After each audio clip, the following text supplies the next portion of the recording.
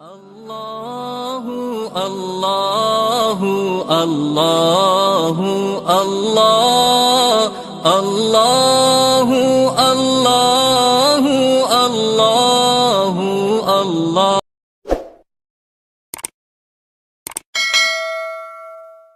ایک تبلیغی دوست نے ہندوستان کا قصہ سنایا کہ ایک علاقے میں ہماری جماعت گئی اور وہاں ہم ایک مسجد میں ٹہرے ہوئے تھے اور اپنا کام کر رہے تھے کہ اچانک محلے کے کچھ لوگ ہمارے پاس آئے اور آ کر کہا کہ ذرا ہمارے گھر چلیں، ہم لوگ بہت پریشان ہیں، ہماری گھر ایک میت ہو گئی اور میت کے ساتھ ایک عجیب معاملہ ہو رہا ہے۔ کہتے کہ ہم سب لوگ ان کے ساتھ چلے گئے۔ جب ان کے گھر پہنچے تو آپ کو پتہ ہے ہم نے کیا دیکھا؟ ہم نے اپنے آنکھوں سے یہ دیکھا کہ ایک عورت کی لاش کمرے میں رکھی ہے اور بہت بڑے بڑے کھجورے اس لاش کے چاروں طرف سر سے لے کر پاؤں تک دائیں بائیں منہ کھولے ہوئے کڑے ہیں، اور اتنی خوفناک شکل کے تھے کہ ان کو دیکھ کر انسان کے رونٹے کھڑے ہو جائے۔ قریب جانے کی کسی کو ہمت نہ ہوئی اور سارے گھر والے خوف کے مارے دوسرے کمرے میں جمع تھے۔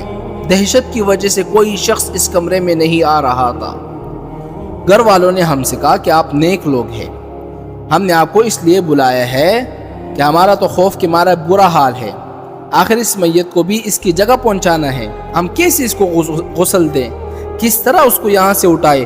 یہ کھجورے چاروں طرف سے اس کو گھیرے ہوئے ہیں، ہمارا تو قریب جاتے ہوئے پانی پتا ہو رہا ہے۔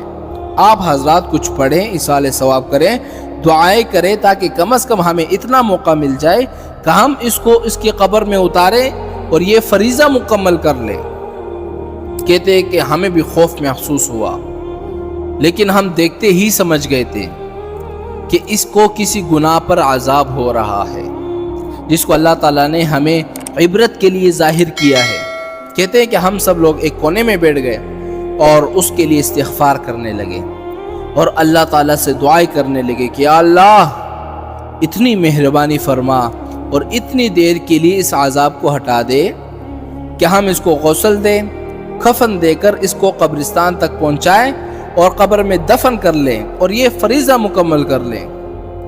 اور اس کے بعد کافی دیر تک ہم پڑھتے رہیں، استغفار کرتے رہیں، دعائیں کرتے رہیں، روتے رہیں، آنسو بہاتے رہیں۔ کافی دیر کے بعد دیکھا کہ وہ سب کھجورے اچانک میت کو چھوڑ کر ایک کونے میں جمع ہو گئے۔ بس ہم نے کہا کہ اب اللہ کی رحمت آ گئی، اس نے اپنا فضل فرمایا، اب تم لوگ اس کو غسل دو، کفن دو۔ اور فرماتے ہیں کہ ہم نے غسل اور کفن دے کر اس کی نماز جنازہ ہو گئی، لیکن جب ہم اسے قبرستان میں لے کر دفن کرنے لگے نا تو ہم نے پتہ ہے کیا دیکھا؟ جب ہم اس کو قبر میں اتارنے لگے تو وہ کھجورے قبر تک پہنچ گئے تھے اور ایک کونے میں جمع ہو گئے۔ اور اس کو دفنانے کے بعد ہم دوبارہ اس گھر میں چلے گئے پوچھنے کے لیے کہ آخر ایسا کون سا عمل تھا جس کی وجہ سے اس کو یہ عبرتناک عذاب ہو رہا ہے، اور خدا جانے اب اس کے ساتھ کیا ہو رہا ہے۔ تو اس کی ماں نے کہا کہ وہ تو نیک صالح تو نہیں تھی، بے نمازی تھی، لیکن ایک بات جو مجھے یاد آتی ہے شاید اس کی وجہ سے اس پر عذاب ہو رہا ہے، وہ یہ ہے کہ یہ ٹی وی دیکھنے کی بڑی شوقین تھی۔